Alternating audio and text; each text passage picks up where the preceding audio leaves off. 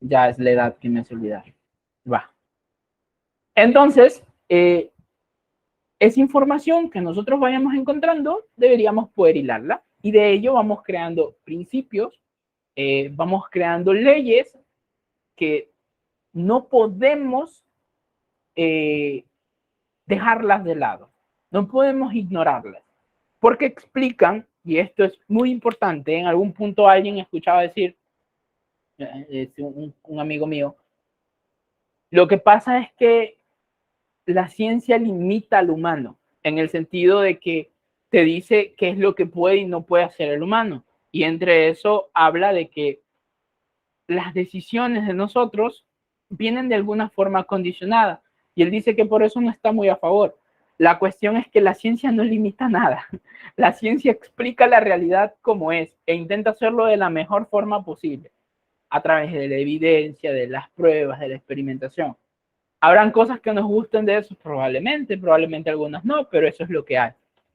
Y así vamos creando. En ningún momento nos limita, no es como que nos vaya a determinar en un sentido de causalidad efectiva, que ya vamos a explicar también qué significa eso, sino explica de manera general el cómo podemos o por qué hacemos lo que hacemos, ¿va? Al menos en el tema de conductas. Entonces, hasta ahí está claro, ¿no? Es un conjunto de información organizada de manera sistemática que ha sido de alguna forma comprobada que funciona, que se puede mejorar con el tiempo y eso es importante. Se va a ir mejorando con el tiempo. La ciencia siempre se mejora porque el conocimiento no puede ser estático. ¿Okay? Entonces, tiene unas características el conocimiento científico, que es fáctico, parte de los hechos y vuelve a esto. No se puede basar en netamente las ideas y quiero comprobar dicha idea y yo digo, pero es que esa idea no se puede poner en términos reales, no, es que no importa, vamos a trabajar con las ideas. Por ejemplo, lo que planteaba el psicoanálisis con estas tres estructuras. No está en los hechos, no lo puedo ver. Te dice, no, pero es que es lo que hace esa persona con eso. A pero eso es conducta otra vez. Y volvemos al mismo punto. Trasciende los hechos. Una vez que se ha entendido, parte a una cuestión aplicable a los demás hechos, no solamente a ese elemento en particular. Es verificable, debemos aprobar el examen de la experiencia, debemos comprobarlo, debemos poder, de alguna manera, Derian, Odalis, Steven y todos aquí deberíamos poder observar lo mismo y comprobarlo, deberíamos verificarlo y a todos debería darnos resultados similares. ¿Ok? Ahí viene otra característica problemática, como para no echarle tanta leña al psicoanálisis, con otros modelos que no se basan en evidencia y es lo que te dice de que el humano pues es libre de aquellas cosas que haga. Entonces no podemos replicar una misma situación, aunque sea en condiciones de laboratorio, no se puede. Ah, pues, pero es que si no se puede, no es verificable para todos nosotros, no es ciencia. Aquí vendría este dilema del que hablar Dila. Si el ser humano es tan complejo como para no entenderlo, no lo estudiemos. O sea, ¿para qué estudiarlo? Complejo. No se puede. ¿Vale? Debe ser claro y preciso. Los problemas deben ser enunciados con claridad. No se trata de redundar, de dar unas explicaciones súper mágicas y que endiosen al humano. Tienen que ser claros en el sentido de cómo funciona y para qué funciona. Tal como redactan sus tesis. ¿Vale? Debe ser comunicable, debe ser expresable y público. No es que es algo que yo entendí en mi cabeza y ya está, y solamente lo entiende un grupo pequeño de personas. Eso no es ciencia, eso es no es dogma, ¿cómo se llama? No, sí, es dogma, lo que viene de las sectas. Ajá, es parte de claro, todo lo que no concuerde con esto es parte de las pseudociencias, que de ahí se vienen y se crean estos pensamientos dogmáticos y todo. Y te dice, no, pero es que no lo puedes comprobar porque te resistes a quererlo comprobar. No, debe ser claro, preciso y debe ser verificable, independientemente de que yo quiera o no. Si yo no creo en la teoría, yo no creo en la gravedad, independientemente de eso, si me tiro de una casa, probablemente me rompa una pierna. La ciencia es aplicable en todo, ¿va? Sistemático, no puede ser una idea aislada. La ciencia no es que puede crear una teoría que no concuerde con nada más de lo que se ha creado. No, tiene que poder explicar otros elementos de la ciencia, aunque sean de áreas distintas. Y eso es súper interesante porque cuando yo estaba leyendo sobre el tema, resulta de que empecé leyendo de psicología y terminé leyendo acerca de sociedades y evolución y de cómo los organismos primitivos presentaban el mismo tipo de principios de conducta. Y te habla de eso, te habla del darwinismo y todo eso, de la teoría de la selección y todo. Entonces, a ese punto, la psicología como ciencia está relacionada. Sí, Carlos, dígame.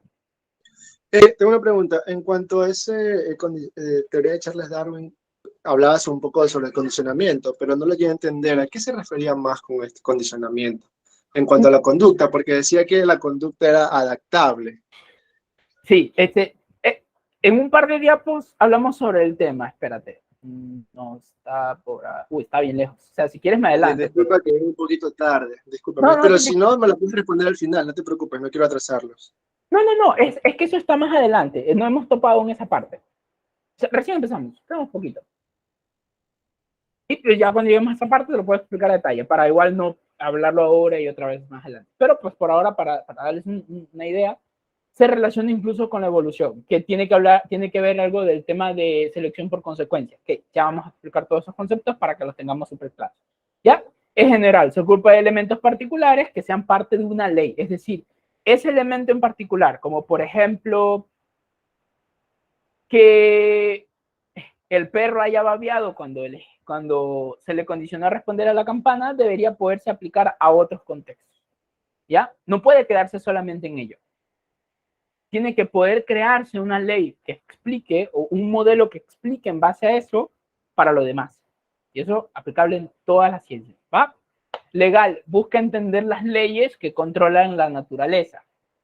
¿Sí? Como lo que ocurre en la mecánica, en la física clásica, todo. Lo mismo lo hace para nosotros, crea leyes que nos permiten entender por qué hacemos lo que hacemos. En nuestra área, por qué hacemos lo que hacemos.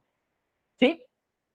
Es predictivo, permite predecir el futuro en sentido de que si yo tengo suficiente información, puedo tener una idea de qué es lo que hará determinado organismo. Y así. Y bueno, pues ahí ya hay unas cosas que ya lo hay que matizar. Y debe ser útil. Todo el conocimiento que se cree dentro de la ciencia tiene que poder tener una utilidad, que eso ya va al área aplicada, que es todo el conocimiento que se haya creado en las ciencias generales, poderlo utilizar de alguna forma. Por ejemplo, entiendo que los teléfonos vienen de lo que se manejó durante la Segunda Guerra, me parece, y algo que hizo el Pentágono para el tema de investigaciones, no sé, el Internet sé que era un producto de ello, y de eso se creó una tecnología que es el Internet. Entonces es útil, crea herramientas útiles. ¿Va? No es que creamos cosas por crear. Entonces, si tomamos estas características del conocimiento científico e intentamos entender cuáles de los modelos entran en esto, vemos cómo se reduce muchísimo todo lo de las escuelas. Y nos vamos directamente a que lo que tenemos hasta ahora es que el modelo, el análisis experimental de la conducta es lo único que lo explica. Y lo mencionamos como análisis experimental de la conducta porque no es lo mismo análisis experimental de la conducta que conductismo. Parte de ahí, pero el conductismo es la filosofía que lo sustenta. ¿Y qué es lo que habla el conductismo? Si están interesados en el tema, pueden leer sobre conducta de Skinner, el libro se llama así, sobre conducta, donde lo explican. Y para el conductismo, todo lo que hacemos es conducta. Y las conductas las podríamos explicar no de forma técnica, sino para que ahora nos podamos hacer una idea. Cualquier cosa que hagamos, eso es conducta. Entonces, cuando se habla de pensamientos, también es algo que hacemos internamente, pero algo que hacemos. No habla de movimiento, ¿va? Entonces, eso. De ahí se genera el análisis experimental de la conducta, que tiene otras explicaciones, más herramientas, y que ya luego iremos bien. ¿Sí? Pero hasta ahora, hasta ahí. Claro, alguna duda, algo no me hizo entender. Sí, no, sí. Sí, todo claro. Va, listo. Entonces, ya de ahí ya saben, podemos ir usando ciertas cosas y otras no. ¿Y cómo la psicología, cómo se ajusta a esto? Pues bueno, dentro del modelo conductual tuvimos un chance en el punto de que se abrió esto del positivismo lógico con Popper, de que daba chance de la ciencia se iba construyendo en base a ensayo y error. Entonces se podían armar postulados y se iban comprobando conforme eso. ¿Va? Entonces nosotros ocupamos un pequeño lugarcito ahí porque se volvió más flexible. Ya no solamente era esta visión rígida que se tenía antes, que era todo muy mecánico, y tuvimos un chance dentro de esto, del positivismo lógico.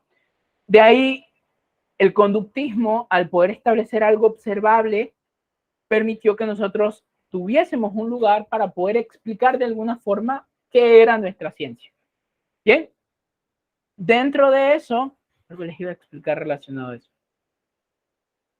Dentro de eso, claro, se crearon muchos problemas porque se quedaron un montón de conceptos fuera que normalmente se utilizaban y que pasaron a intentarse luego tomar del común de lo que se hablaba, como la autoestima y ese tipo de cosas, que luego nos van a traer otros inconvenientes y que va a dar chance un poco a que se tome más fuerza en el cognitivismo, pero al menos hasta ahí, estas características dentro del conductismo nos permitieron tener un lugar en las ciencias. Bien, y alejarnos un poco de esta visión más filosófica de la psicología. Y ahí se consolidó lo que es el análisis experimental de la conducta, que es la ciencia que estudia el comportamiento humano. Que esa es nuestra ciencia. La psicología se encarga del estudio del comportamiento humano. Bien, hasta ahí estamos claros. Ahora, dentro de las ciencias hay dos tipos de ciencias con respecto al control de los hechos, que son las ciencias básicas y las ciencias aplicadas.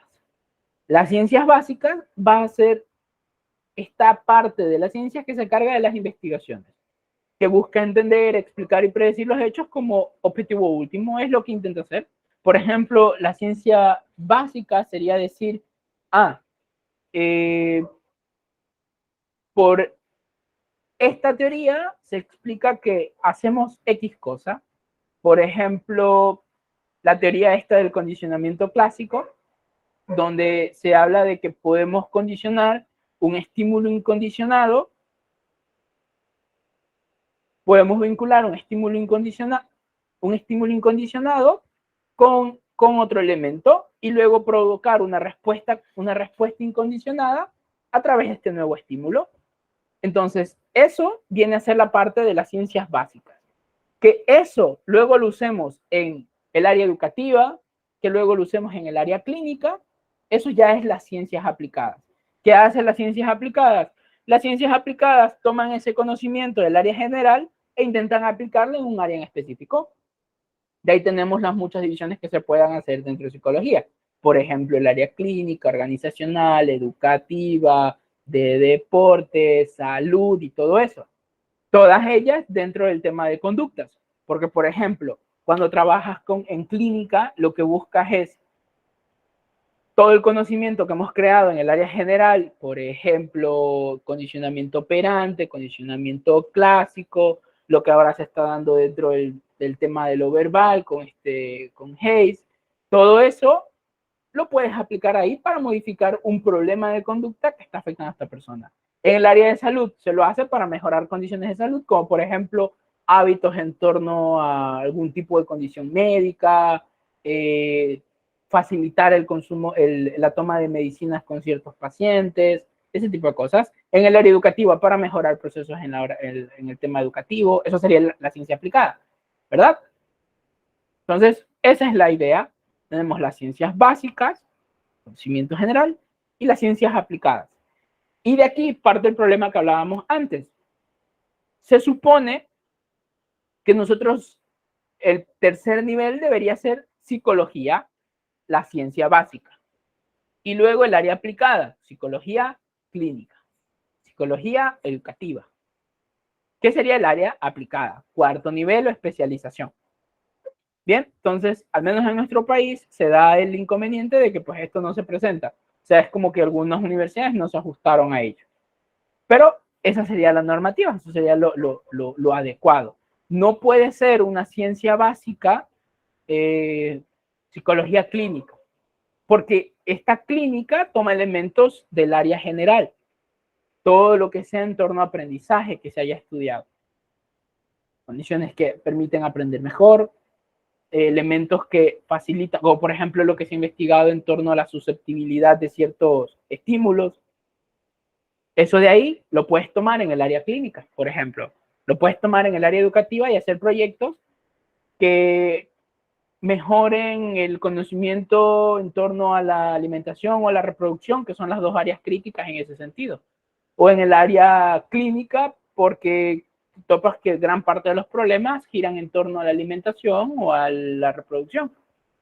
Entonces, el conocimiento del área básica lo aplicamos. ¿Va? ¿Está ahí? ¿Claro? ¿Sí? ¿No? Mientras tomo agua, si tienen preguntas, suelten.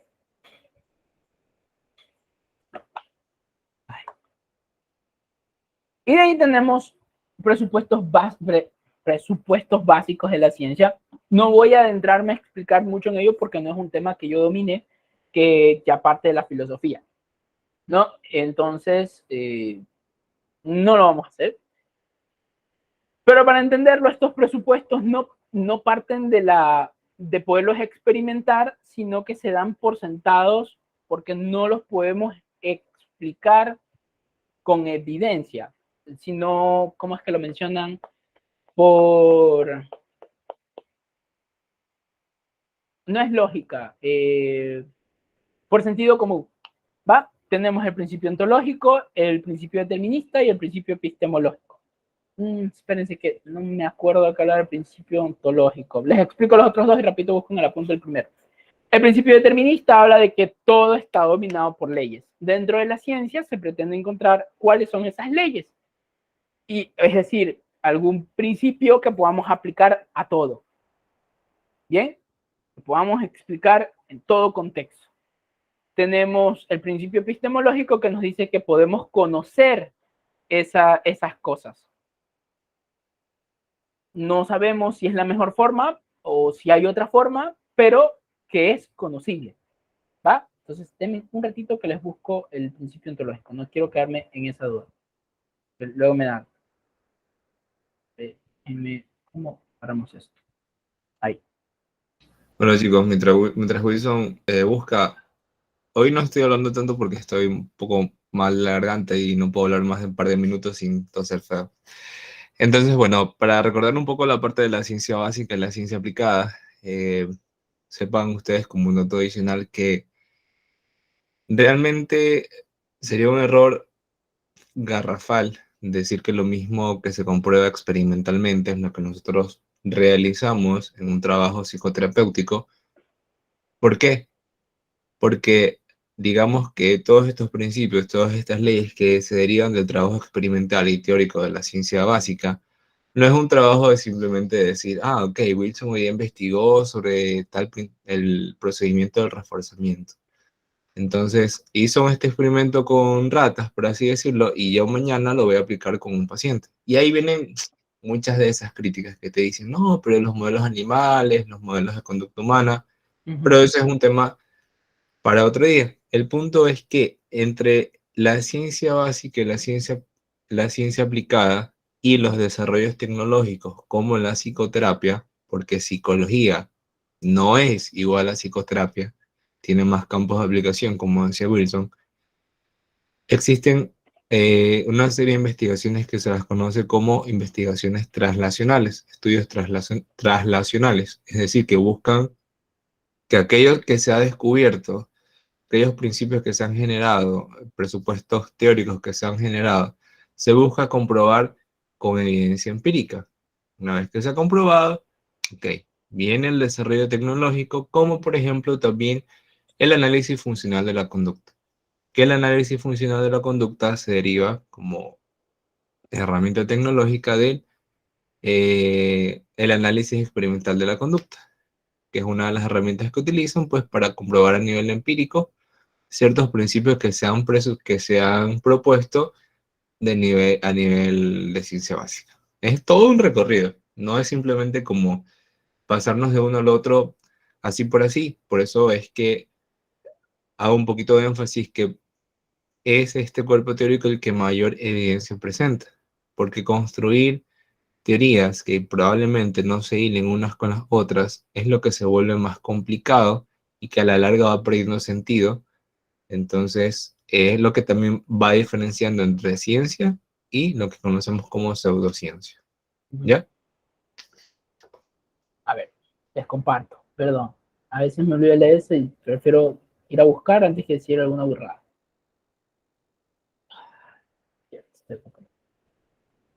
A ver, hasta ahí estamos claros, ¿cierto? Pensaré que sí. El principio ontológico habla de que existe una realidad. Eso era, existe una realidad. Ya. Ahí sí. Existe una realidad, ¿vale? Entonces, porque la ciencia es positivista. Entonces, es positivista y no es dualista, es monista. ¿Ah? Entonces, vamos a partir de que lo que vamos a estudiar es esa realidad. No está basado en ideas, no puede existir en el mundo de las ideas netamente. ¿Ok? No, por lo determinista y el epistemológico, que esa realidad es conocible, podemos conocer. Y determinista, que esa realidad está basada en leyes, nosotros somos parte de esa realidad. ¿Va? Ahí estamos claros. ¿Sí?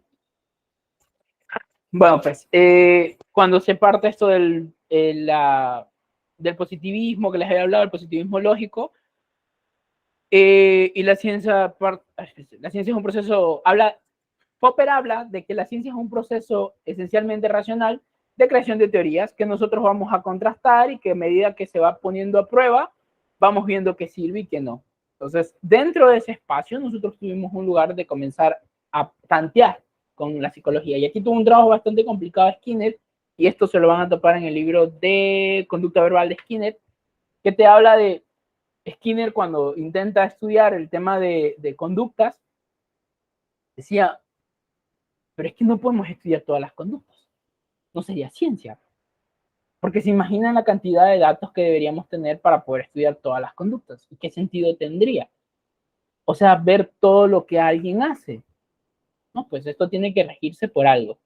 Entonces, de esto parte de no estudiar las formas de las conductas. La forma es lo que hacemos. Por ejemplo, yo agarro el teléfono, eso es una forma.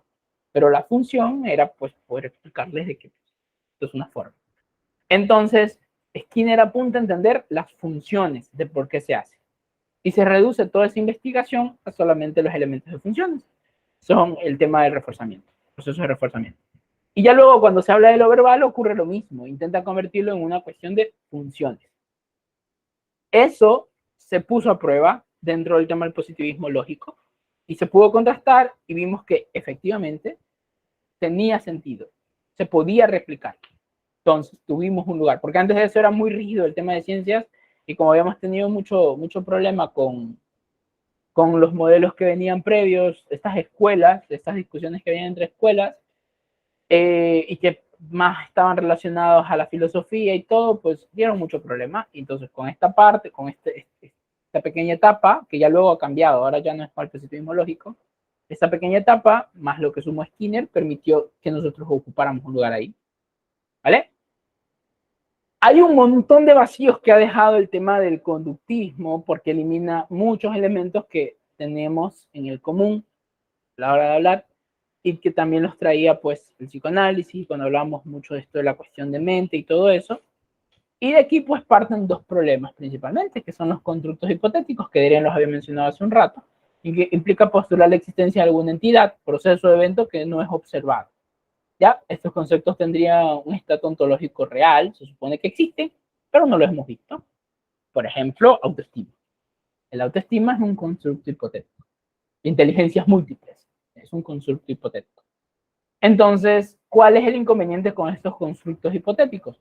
Que muchas veces se les da un carácter de valor a la hora de intervención. Es como que tuviesen algún tipo de valor causal a la hora de hacer las cosas. Por ejemplo, te dicen, ¿por qué esa persona es tan tosca a la hora de hablar? Y te dicen, no, es que su inteligencia, las inteligencias múltiples, él no tiene inteligencia emocional. Ok, pero eso crea otro problema. Que produce una tautología. Empezamos a dar vueltas.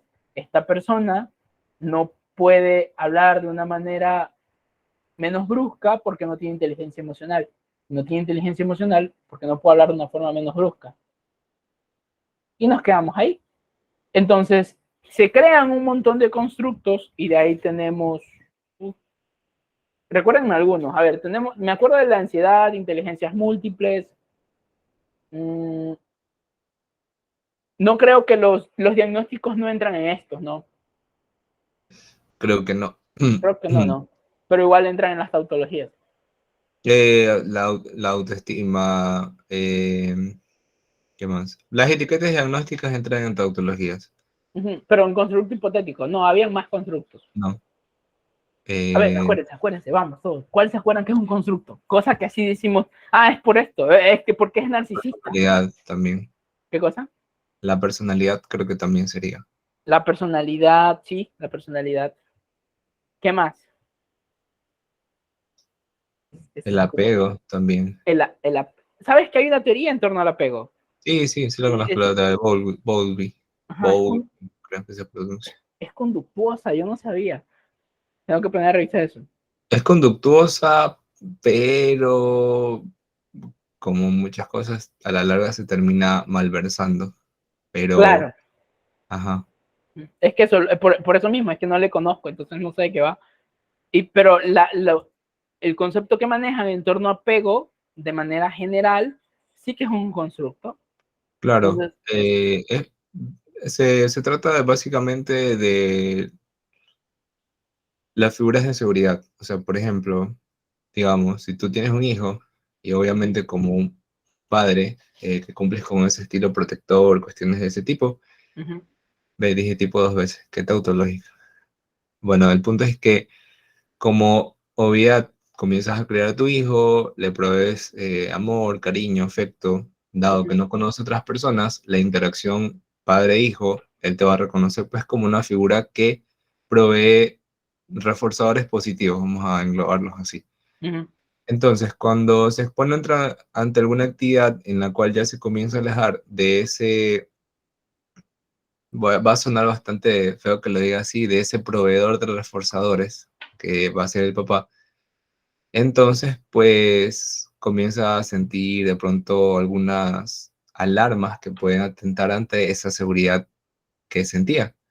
En algún punto, entonces ahí vienen cómo se manejan los tipos de apego, es decir, cómo se van manejando las interacciones cuando se ve expuesto a ese tipo de situaciones. Ahí vienen las cuestiones de apego seguro, apego evitativo, ansioso y cuestiones así, pero trata de englobar en una forma más simplificada cómo se han ido dando las interacciones entre el individuo y las personas que le rodean y pues qué ha sucedido en esas interacciones. Básicamente como que un poco de forma superficial, la teoría del apego. Ok. Pero ese concepto no entraría acá, pues eso ya tiene evidencia. Sí, ¿no? Ya estaría comprobado, eso no entraría acá.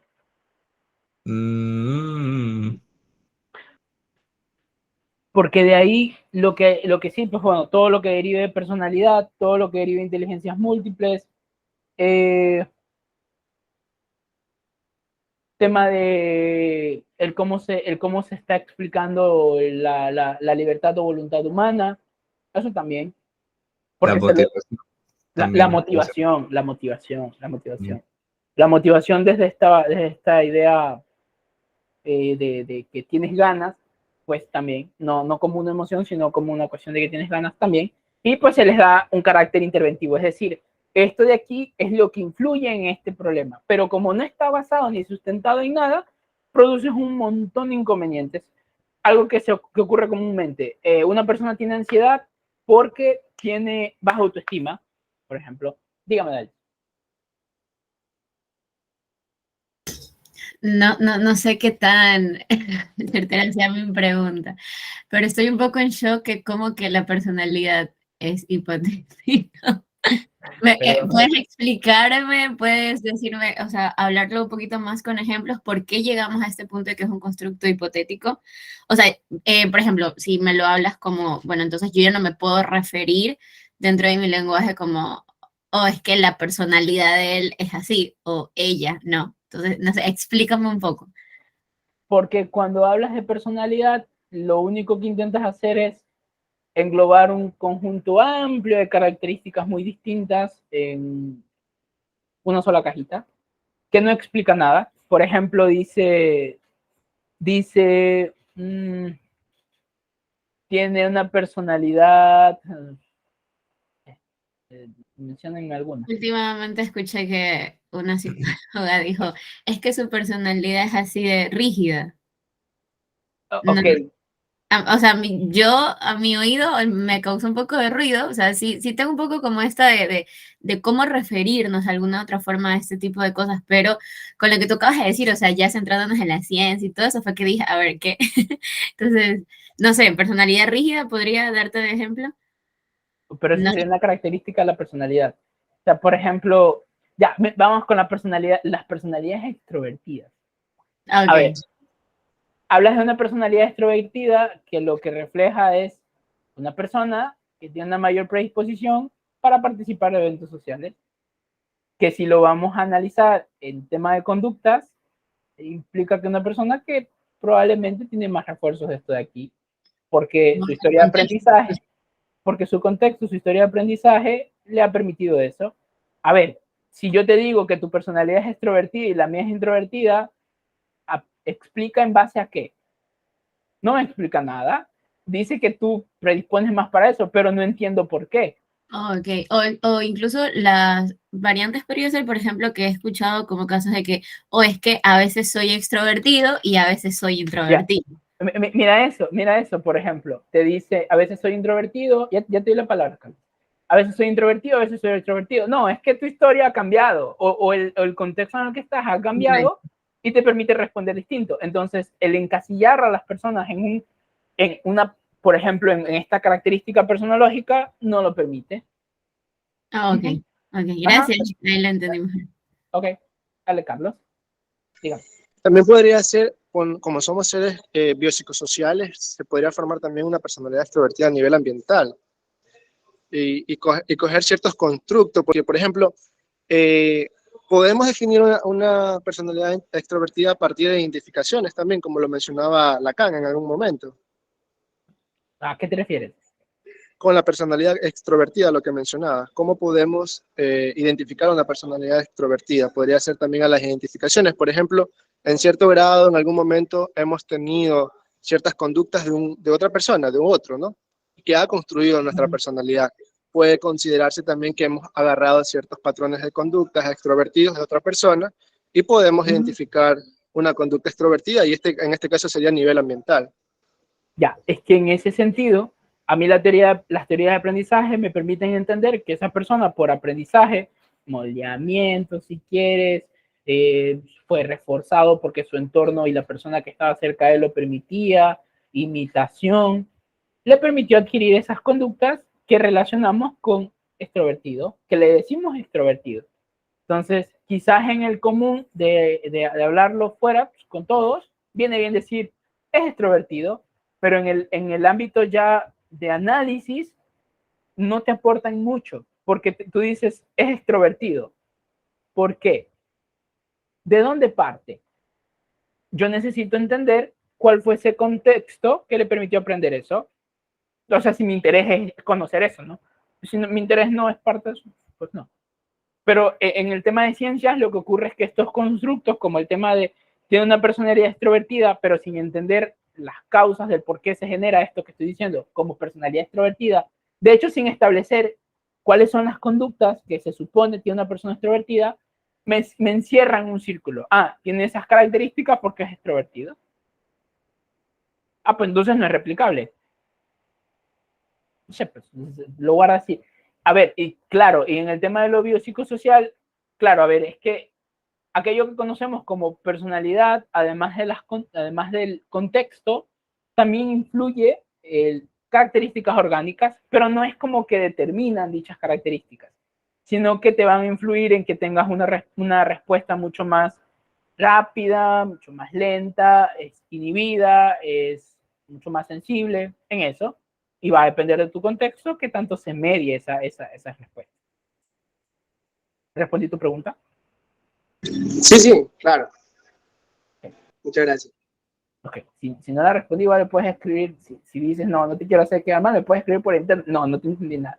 Y yo me tomo el tiempo de explicar. No, te lo agradezco, sí, sí, me respondiste, gracias. Vale.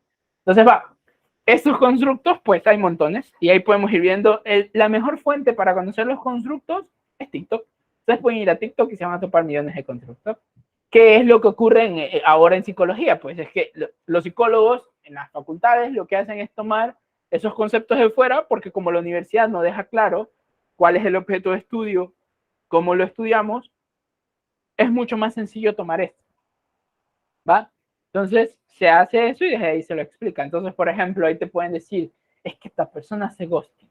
Pues, ghostear me supongo que es un constructo que si lo vamos a analizar en el contexto de esa persona, pues alguna función ha de tener. Y a mí a nivel de trabajo, a nivel clínico, me interesa más entender cuál es la función por la que lo mantiene. ¿Va? Entonces ya veremos qué son funciones. Entonces eso, y los problemas que crean estos constructos hipotéticos y las variables interventivas son la ficción explicativa, por ejemplo, lo de, es así porque tiene una personalidad extrovertida, es una ficción explicativa, o tiene estos problemas de ansiedad porque tiene baja autoestima. Otra de las cosas que crea problemas es en torno a las respuestas circulares. Esto se presenta mucho en los diagnósticos. Por ejemplo, se habla del... Sí, digamos. Que mencionaste de TikTok, dije, ok, entonces ya entiendo lo que hablo del constructo y entonces, por ejemplo, esto de tener los vínculos tóxicos, por ejemplo, ¿eso también es un constructo? ¿Sí? Ok, relaciones tóxicas, persona tóxica, todo Claro, eso. porque ¿qué es una persona tóxica? Dice, Claro, no, es una persona que hace X cosas. Dígame, dile. claro. Explícalo, por favor. Necesito agua. A ver, básicamente por constructo, a ver, no es que no exista,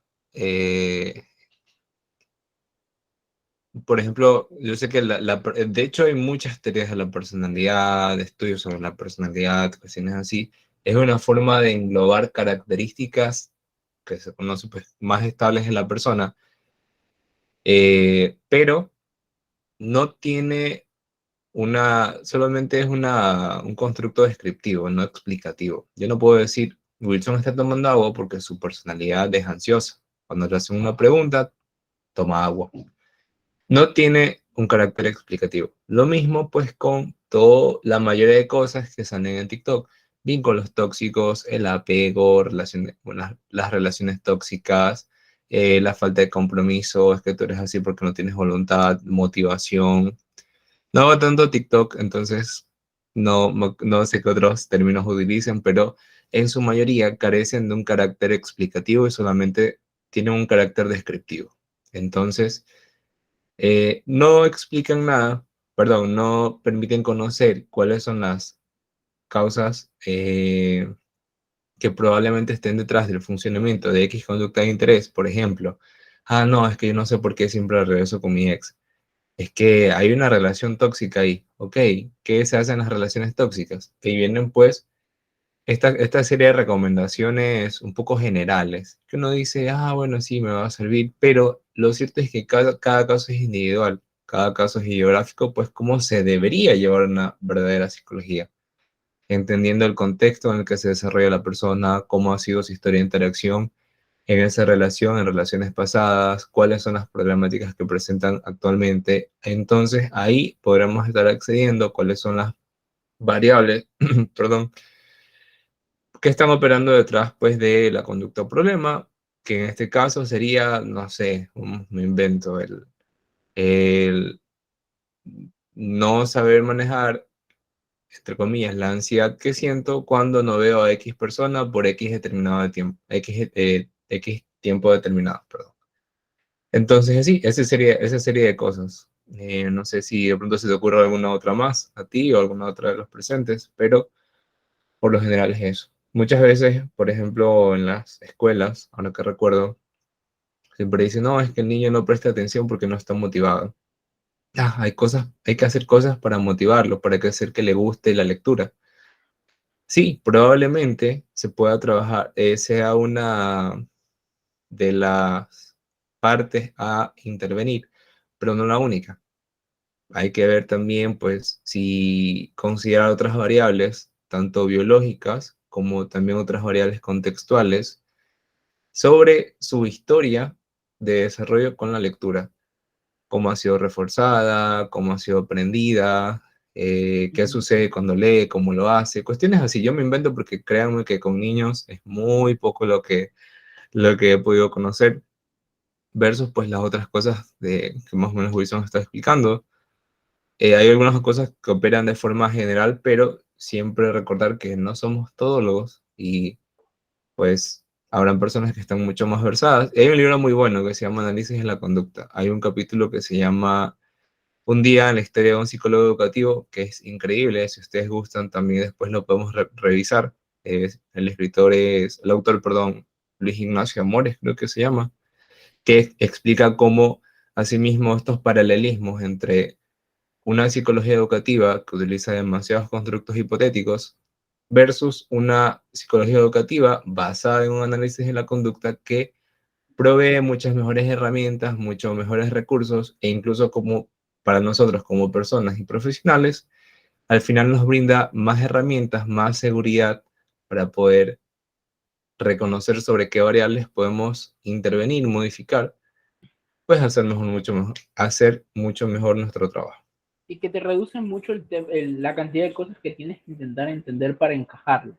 Porque cuando tú hablas de, por ejemplo, los problemas en niños, tómense, te dicen tiene problemas educativos y es porque tiene TDAH. Entonces tú dices, chuta, me toca estudiar TDAH.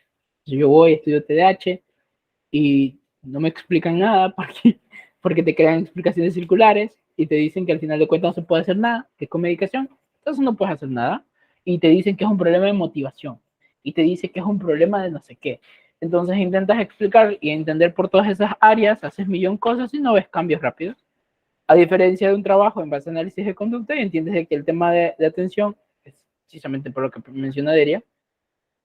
Tu historia de aprendizaje nunca lo trabajó. Ya, no está entrenado. Entonces todo ese tipo de cositas se van acumulando.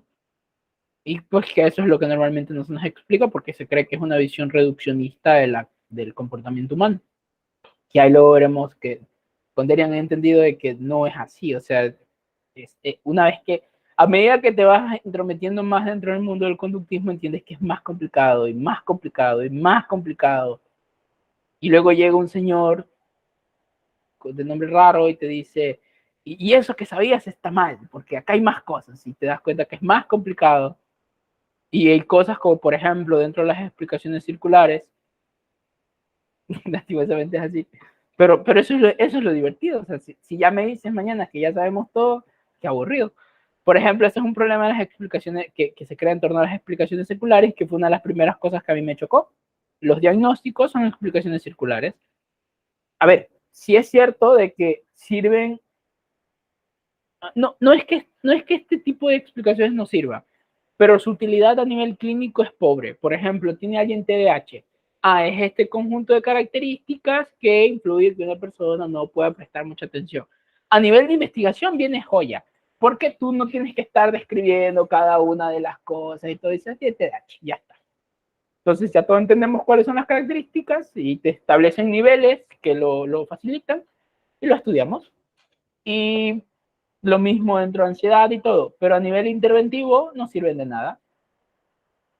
No sirven de nada. Ahí pueden leer el artículo de Sami Mimi, también está mi resumen del tema, si quieren también lo voy a dejar en esta carpeta. Y lo que habla es de que lo único que han conseguido con el manejo de estos diagnósticos es alejarnos de lo que se podría haber hecho con los casos de TDAH. Le das medicación, no cambia nada, solamente lo mantienes con la medicación, pero nunca se entrenó a esa persona en mejorar su atención. Y te dicen cosas como, es que esta persona no presta atención porque tiene TDAH. El TDAH porque no presta atención. Y así. Bien, y la internalización de las causas. del comportamiento, donde muchas veces se llega al reduccionismo, porque parece que es mucho más fácil coger y bajarnos del nivel de análisis y decir, ah, es que esto es una cuestión biológica, esto es una cuestión neurológica. Entonces yo no hago nada, si no es de mi área. Y así se lleva con muchos sus problemas. Por ejemplo, cuando dicen, vamos a estar chill, no nos metamos aún con los diagnósticos, vamos primero con lo de Tito. Te dice, no, es que esta persona no tiene responsabilidad afectiva. Esa era la que me hacía falta. Entonces te dice, no tiene responsabilidad afectiva, y uno dice, ah, pues, ¿qué es eso? Ah, es que no es responsable con sus emociones. Explicación circular. Y va a la ficción explicativa y te dice, y por eso hace todas estas cosas. Si se aleja y todo eso, ¿tú crees que él se aleja y deja de hablar? ¿O ella se aleja y deja de hablar? Porque no tiene responsabilidad afectiva. ¿Vale? No me dice nada, no me dice cómo cambiarlo. Y luego dice que ya es algo de él. No hacemos nada. Entonces, esos son muchos de los problemas que crean estos constructos hipotéticos y las variables interventivas que se crearon de ese vacío que dejó el conductismo cuando dijo, esto es ciencia, el resto está afuera.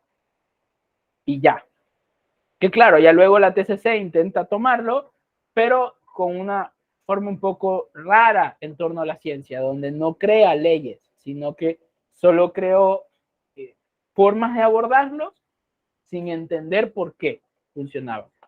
Y que pues ya luego te vas dando cuenta de que efectivamente crea procesos más lentos, porque vas a ciegas. Y aquí llega a una de las partes que más me gustaba, que yo quería abordar, quería explicar, porque la cabeza les va a hacer boom con esto. La noción de causalidad en las ciencias. ¿Por qué se los quería topar? Porque es el tema que me pasé peleando como 6 meses con un colega y que luego él me dijo, ya no quiero hablar sobre el tema. Y yo, no, amigo, leí bastante sobre ello como para que me digas esto. Hay una crítica muy grande que se le hace al conductismo y es de que se habla acerca de que creemos que la conducta se explica exactamente igual que cuando yo dejo caer el borrador. Es de, cae por la ley de la gravedad. Entonces me estás diciendo que las conductas se explican así. Es decir, si A, entonces B. Y no funciona de esa forma. Eso se llama causalidad efectiva. Y no es aplicable a las cosas vivas.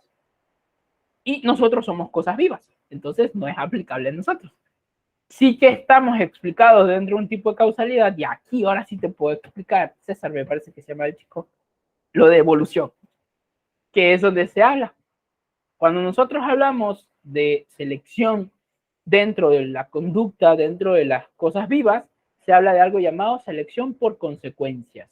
Esto es una breve descripción de eso para pasar a lo largo y entendido del tema, porque es muy, muy, muy interesante y explica muchas otras cosas y se relaciona a algo que les mencioné al inicio, y es de que la ciencia no puede explicar una teoría aislada del resto. Y resulta que el conductismo, cuando plantea sus postulados, cuando plantea el modelo de la conducta operante y el clásico, se relacionan con algo que ya se había investigado, que es la teoría de la selección, una selección natural. Ya vamos a ver eso. La selección por consecuencias es introducido por el darwinismo y habla acerca de cómo funcionan los organismos vivos en sus entornos. Y hablaba de que no puede explicarse de la misma forma en la que se explica si A, entonces B. No sé si se ve. Hay un borrador y se cae. Si A, entonces B. No se puede explicar de esa forma, porque no responden a eso.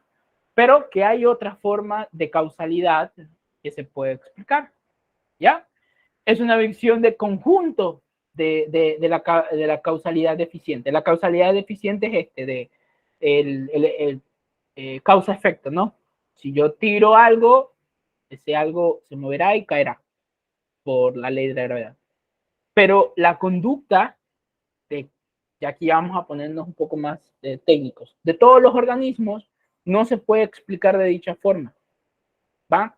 No podemos explicarlo de la misma forma de decir, si hay una causa y un efecto. No, puede que haya una causa, puede que haya un elemento, y ese elemento que en otras ocasiones fue causa, ahora no lo es. No lo es.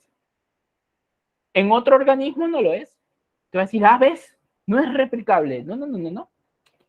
Sí que es replicable.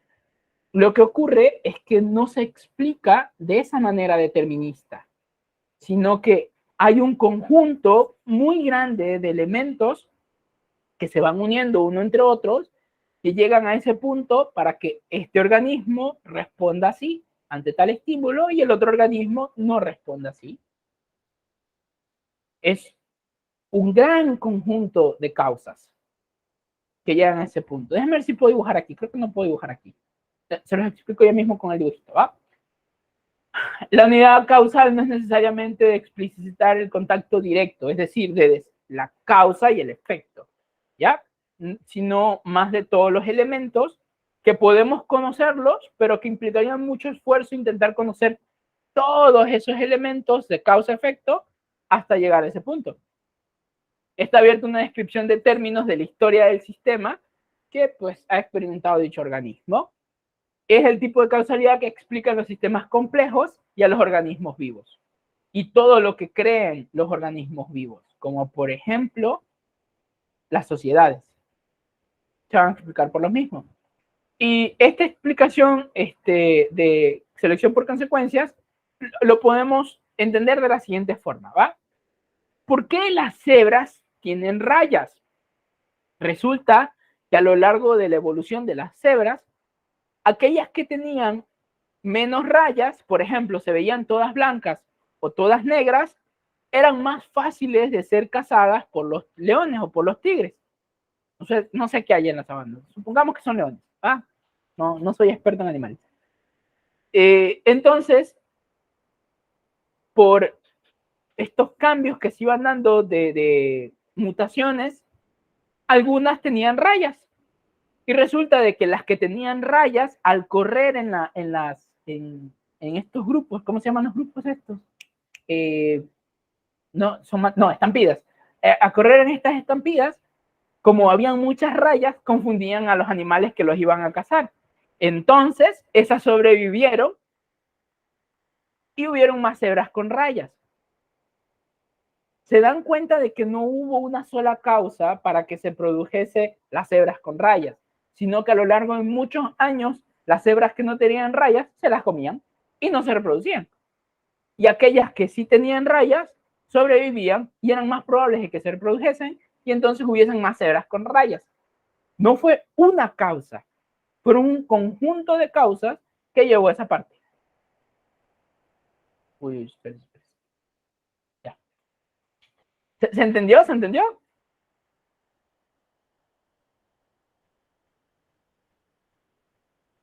¿Se cacha la idea? Es importante entenderla desde aquí, porque aquí ya la cosa se empieza a poner media enrevesada. Porque esto va a hablar luego de por qué nosotros somos mucho más susceptibles a ciertas estimulaciones que trae otros problemas de conducta. También a por qué nosotros desarrollamos ciertas cosas, como por ejemplo, por qué tenemos emociones y por qué deberíamos validar las emociones. Porque por evolución, por algo están. ¿Verdad? Si se supone que las cebras mantuvieron las rayas porque aquellos organismos que no las tenían se los comieron, probablemente aquellos humanos que no tenían esas emociones negativas también se los comieron. Es una cuestión de evolución. Por eso cada vez que alguien dice, no, es que yo no voy a sentir tal cosa. O sea, me dices que te vas a pasar por encima años y años de evolución. Y tú vienes y dices, no, yo no lo siento. La evolución te mira con cara de... ¿Se entiende hasta ahí la idea? ¿Sí, no? Sí. Procesando. Procesando. Espérate. A ver. ¿Qué es la selección mediante consecuencias? O selección por consecuencias. Ay. Un ratito. Es que No me acuerdo cómo poner, es que si no, no me veo. Y me genera angustia. La angustia está bien, chicos, todos podemos sentir angustia. Va. ¿Qué es la selección mediante consecuencias? Es una modalidad causal que solo se encuentra en las cosas vivas y en las máquinas o sistemas creados por las cosas vivas. Nosotros somos cosas vivas. Los animales, las plantas, ¿ya? Todos los organismos. Esta fue observada por primera vez en la selección natural y también sirve para explicar el moldeamiento y mantenimiento de la conducta de los individuos y en la evolución de las culturas. Hay 3 niveles ahí que son importantes diferenciar porque luego nos va a dar paso para entender los niveles de análisis, que es algo que en alguna ocasión topábamos con Derian y era muy importante que se tuviese en cuenta porque se tiende a llevarnos a una visión reduccionista de la psicología, donde queremos explicarlo a través de cuestiones como las neuronas y ese tipo de cosas. Pero es que no puedes reducirlo. Que Chávez del tema de selección por consecuencias te dice que está mal. Entonces va. Este modelo reemplaza a los modelos causales de la mecánica clásica de la causalidad eficiente, lo que les decía, causa-efecto. ¿Va? Entonces, tipos de niveles de análisis. Tipos de selección. Esto es muy importante. Voy a contarles una bonita historia. Es en torno a la evolución de nuestra especie. Hace mucho, mucho tiempo, dice Yuval Noah Harari, se los recomiendo, Sapiens, de Animales a Dioses. Hace mucho, mucho tiempo, cuando el universo era un caos todavía, solamente habían elementos. Y en esa era, la era química, en nuestro planeta, que era un lugar lleno de agua, lleno de lava, lleno de cosas, y empezaron a caer meteoritos con agua, y que se inundó todo y todo eso, y que había muchos lagos con agua con muchos químicos y todo este material, empezaron a haber descargas de electricidad. Y en ese momento que hubieron descargas de electricidad, los elementos químicos cobraron una nueva capacidad, que fue la de reproducirse. Conjunto de elementos muy, muy primitivos empezaron a moverse. Ahí inicia la vida. Resulta de que esos organismos que se comenzaban a mover se reprodujeron. La primera reproducción es el inicio de la selección por consecuencias. Esa fue la primera causa, el primer organismo reproduciéndose. ¿Va? Entonces, cuando se comienza a reproducir, hasta ese entonces, como las condiciones del ambiente no cambiaban, eran exactamente las mismas, el modelo que mejor explica lo que hacían esos organismos era el conductismo clásico de estímulo y respuesta. Es decir, estos organismos vivos solo asociaban a que ante tal estímulo había tal respuesta. Era lo único que hacían. La biología se explica por el condicionamiento clásico. Los organismos no tenían necesidades de cambio. Pero a medida que fueron evolucionando y que se empezaron a presentar entornos que podían permitir nuevas cosas, nuevas interacciones, pero como estos organismos solamente tomaban ante un estímulo, tenían una respuesta, resulta de que ante nuevos ambientes, estos organismos probaban ciertas cosas distintas y los que sobrevivían podían seguir probando esas cosas distintas. Por ejemplo, un organismo quiso nadar medio centímetro más arriba, pero subió y se murió. Y el otro, en cambio, subió y sí se pudo reproducir. Y resulta de que ahí no habían tantos organismos, por lo cual tuvo más chances de reproducirse. Ahí, en el momento en el que ese organismo tuvo una conducta distinta a las que estaba de estímulo-respuesta, se crea el condicionamiento, es el primer paso del condicionamiento operante, que explica la aparición de conductas nuevas, que no están dentro del organismo, no está como base del organismo. ¿Va? El condicionamiento clásico solo explica conductas, no crea nuevas conductas, solamente relaciona con estímulos, ¿cierto? Pero en este caso de que el organismo pudo probar una cosa distinta, lo probó Y resulta de que en ese momento sobrevivió por la consecuencia, esa nueva conducta se mantuvo. Resulta que los organismos mantienen conducta por las consecuencias que tienen realizar dicha conducta. Entonces, muchos organismos comenzaron a probar nuevas conductas y el resultado de estar vivos era la consecuencia que mantenía que se estuviese creando esa conducta. Y así se fueron creando nuevas. Por ejemplo, algunos organismos interactuaban unos con otros y resulta de que la consecuencia de eso era de que eran más probables de sobrevivir. Entonces comenzaron a interactuar unos organismos con otros y empezaron a crear sistemas en conjunto, como lo que encontramos ahora de las esponjas, que son muchos organismos, pero que viven en conjunto y parecen una sola cosa. Y asimismo, empezaron a tener estas conductas y el hecho de que estuviesen vivos era la consecuencia que lo mantenía. De ahí, pues, comenzó a dar mucho más de esto, y esto sería el segundo tipo de selección por consecuencia, las conductas nuevas. ¿Ok? De ahí, pues bueno, se fueron creando, fuimos evolucionando, se fueron saliendo más cosas, nos saltamos muchísimos más años, hasta cuando los primeros humanos, los sapiens, por consecuencia, eran más pequeños que los neandertales. Les recomiendo leerse mucho el libro de Yuval Noah Harari. Con esto de aquí de base, es muy bonito leerlo porque entiendes muchas de las cosas por qué hacíamos.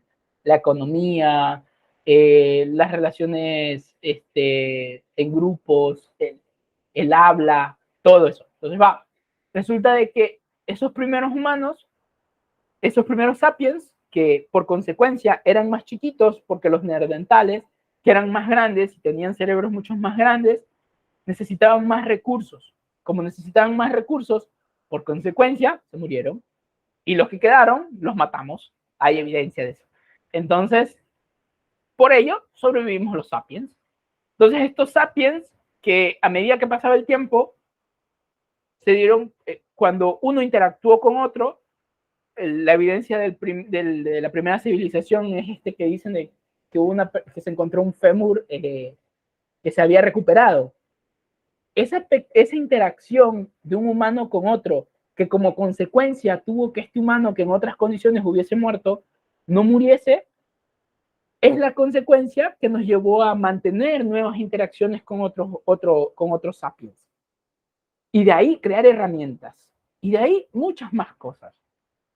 Este nuevo tipo de selección en el cual por interacciones con otros era más probable que sobreviviésemos, creaba estos nuevos grupos que comenzaban a tener conductas o comportamientos en general, es el tercer tipo de selección, que es la selección dentro de las sociedades. Por ejemplo, dentro de cada sociedad, aquí viene lo que es súper interesante, nuestra sociedad, todo lo que es, por ejemplo, Ecuador, hablamos de una forma y mantenemos esas formas porque funcionaron. Y en otros lugares mantuvieron otras porque funcionaron. El lenguaje es un resultado de ese, al menos el lenguaje primitivo, porque ahí hay debates en torno a lo que menciona Hayes de la transformación de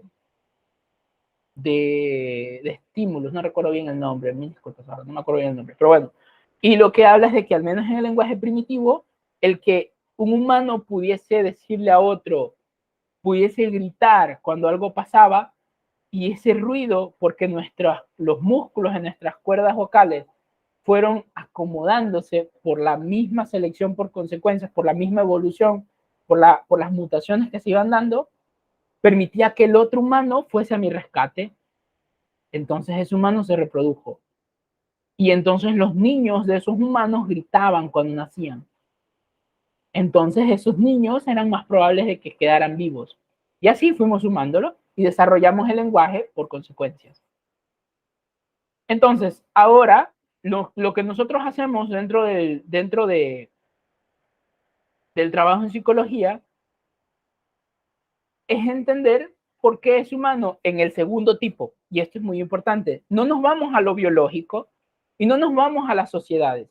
Nos quedamos en el segundo tipo, porque en el primer tipo me tocaría entender por qué una neurona respondió ante tal estímulo.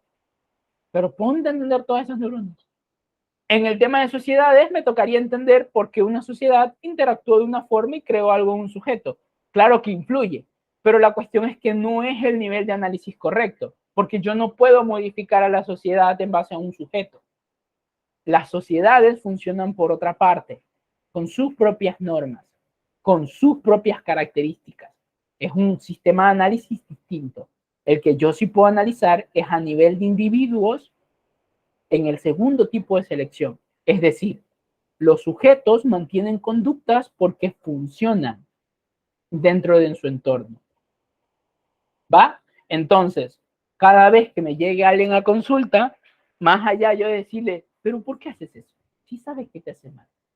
Tengo que entender, yo tengo que comprender dentro de la historia de este sujeto por qué mantiene eso. Tuvo que haber funcionado en algún momento. Esa persona que me dice que es muy distante del resto, tuvo que haber sido distante en algún momento. La persona que es violenta y que ya no quiere serlo, en algún momento tuvo que ser violento y le funcionó. Un entorno agresivo, X cosas. Dígame, Carlos. Disculpa, Wilson, tengo una pregunta a lo que dices. Sí, sí. ¿Te refieres a que la conducta en el conductismo, valga la redundancia, no es modificable, sino que permanece? No, claro que es modificable, pero es modificable en el segundo tipo. Por ejemplo, lo que ocurre, creo que aquí me expliqué mal. Es verdad que a nivel de sociedades nos interesa la historia de la humanidad para entender por qué las sociedades se comportan así. Pero en el segundo tipo me interesa saber en la historia de ese sujeto independiente, ¿por qué hace eso? Porque en su historia sí lo puedo modificar. Ahí sí lo podemos modificar.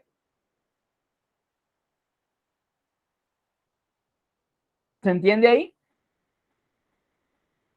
Claro, es que por un momento, no sé si escuché mal, creo que escuché que la conducta se mantenía, pero quizás fue entendí mal. Creo que fue cuando expliqué las sociedades. O sea, no puedes modificar el comportamiento de una sociedad en base a un sujeto. Eso no se puede, porque es un nivel de análisis distinto. Pero sí que puedes modificar el comportamiento de un solo sujeto en base a su historia. Esa parte sí. Por eso nosotros estamos en el segundo tipo de selección por consecuencias, que es la historia de ese sujeto le lleva a tener esa conducta y la mantuvo por algo. Ahora sí, perdón, dime. Chévere, Wilson, muchas gracias por tu explicación. Ok, va, hasta ahí. ¿Dudas?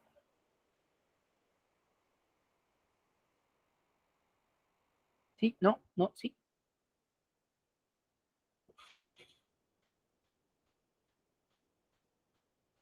Espera, casi cierro la llamada. Perdón. Creo que la conducta se mantiene cada vez. Claro, eso sí, toda conducta que se mantiene porque fue reforzada en algún punto. Es decir, sin entrar el tema de reforzamiento, porque funcionó por alguna razón. Por alguna razón le funcionó a ese sujeto y por ello lo mantiene. Quizás ahora, en el nuevo entorno en el que está, ya no lo puede mantener porque ya no funciona. Por ejemplo, alguien que viene de barrios violentos e intenta ser violento en un nuevo contexto en el que nadie es violento, probablemente ya no le funcione.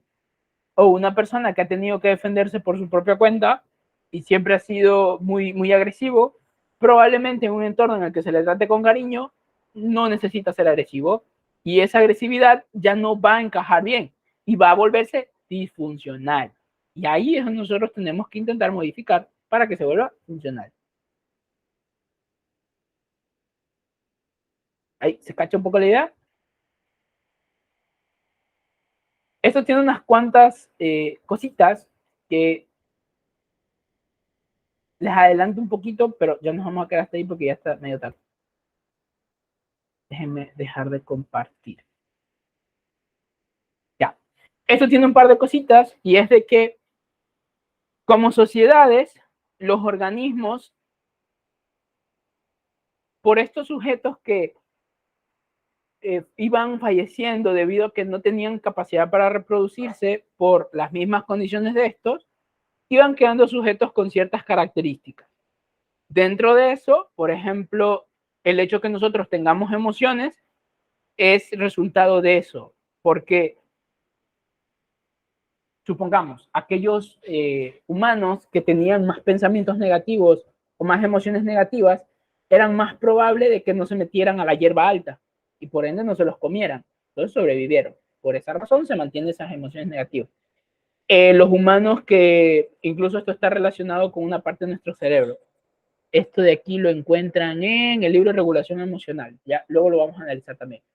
Donde te habla de que los humanos que tienen las emociones positivas eran más probables de sobrevivir cuando estábamos en la era de que empezábamos a socializar, porque eso me permitía desarrollar emociones en torno a esos otros humanos y entonces o no comérmelos, no matarlos y vivir con ellos, que son lo que conocemos como las relaciones filiales.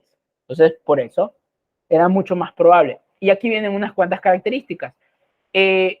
Esa historia a lo largo de todo como sociedad llevaba a que muchos estímulos fuesen mucho más susceptibles en nosotros, como por ejemplo, no son estímulos, perdón, muchas respuestas son mucho más sensibles de reforzar, como por ejemplo en nuestra especie, nosotros, sería el socializar, es muy importante. Por eso cuando alguien dice, ¿qué quieres llamar la atención? Sí, pues, somos sociales. No me puedo zafar de eso. Lamento decirte que no me puedo zafar de eso. Subes fotos para llamar la atención, obvio. Evidentemente, porque necesito un poco de aprobación de los otros humanos. Me viene bien, ¿no? Alguien no puede vivir aislado, hace daño. Los hospitales psiquiátricos no lastiman, esto lo he repetido muchas veces, no lastiman porque las personas tengan una enfermedad, les lastiman porque se aíslan. El aislamiento nos deteriora, por eso la pandemia hizo mucho daño, por el aislamiento. Bueno, aparte de eso, hay dos cosas que me topé que eran bastante interesantes, que igual lo topamos más a detalle el próximo jueves, y es de que las conductas sexuales, todo lo que vaya en torno a la reproducción y a la alimentación, fueron más susceptibles a reforzarse en nosotros, porque era muy importante que consiguiéramos alimento y era muy importante que nos reprodujéramos. Entonces, ¿qué pasó? Que ahora, que quizás ya no es tan necesario, sigue estando eso, de ser susceptible a reforzarse. Por eso se presentan muchas conductas problemáticas en torno a la alimentación y en torno a la sexualidad en nosotros. Porque se desarrollaron conductas en torno a comer a pesar de que no necesitáramos alimento ya. O sea, ya estamos saciados y aún así la gente come. O conductas en torno a lo sexual a pesar de que no tuviesen un fin reproductivo. Y ahí vemos cómo se van desarrollando muchos problemas dentro de la sociedad. Porque, más que nada porque no se adecúan las condiciones de ambiente, entendiendo de que eso va a estar en nosotros. No es como que se vaya a eliminar. Y si se elimina, pasarían miles de años para que eso vaya cambiando. Mientras tanto, no va a pasar. Entonces eso, igual eso lo vemos la próxima semana con más detalle. Hasta ahí. ¿Dudas? Ya hablan ustedes, que no se larga. Escucho sus dudas.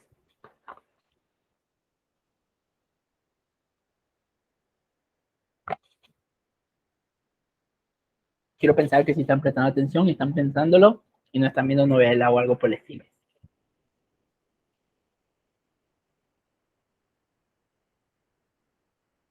¿Dudas? ¿Se entendió? ¿No se entendió?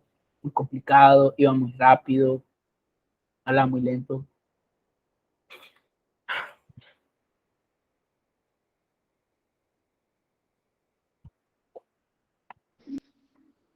Bueno, al principio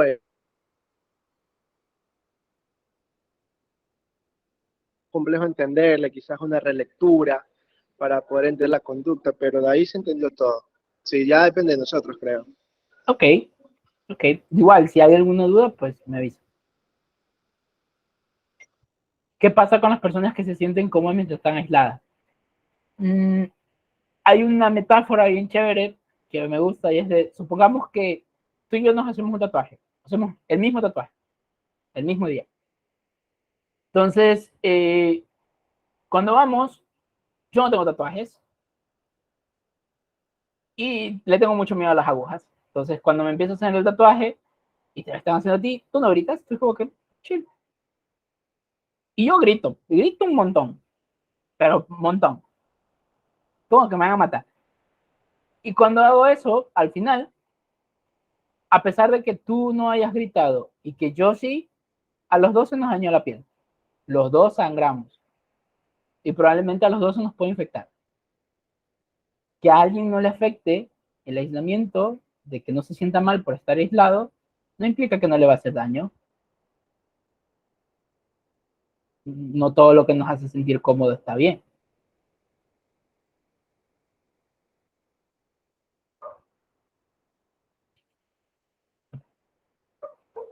Incluso puedes socializar por pelear. Mencionas que todas las personas necesitamos tener un contacto. Se te corta un poquito.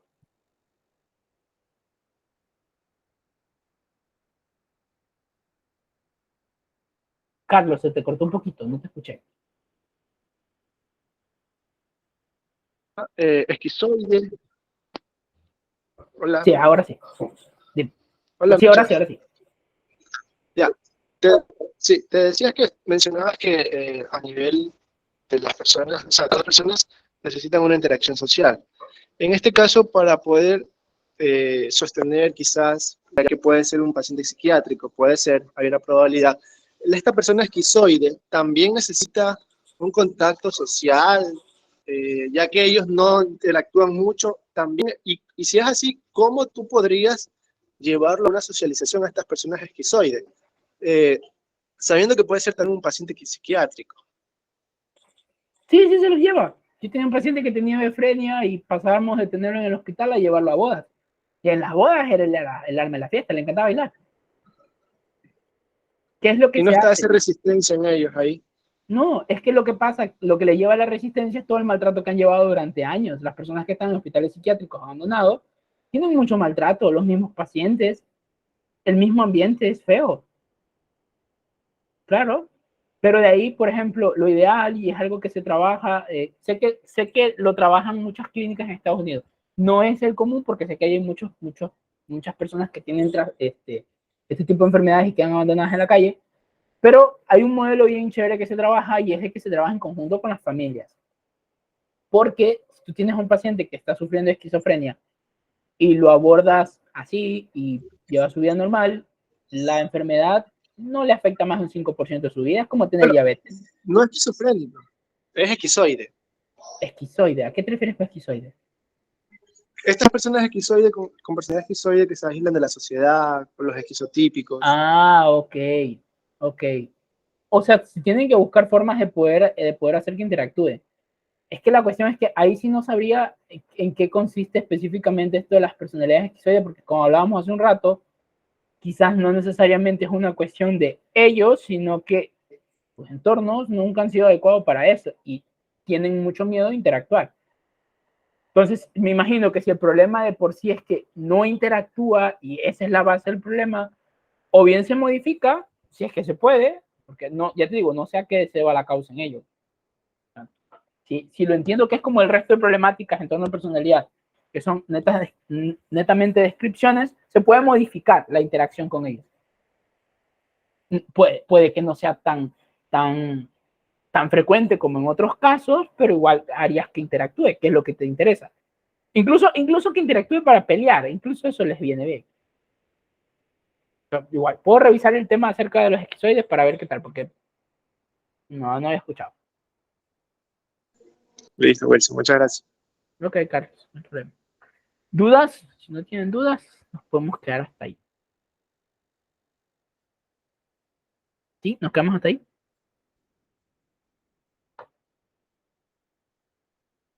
Voy a dejar de grabar. ¿Cómo se deja de grabar en esto? Dios, ya me agarra la edad, ya no entiendo estas cosas de la chaviza. A ver. Aquí está, aquí está.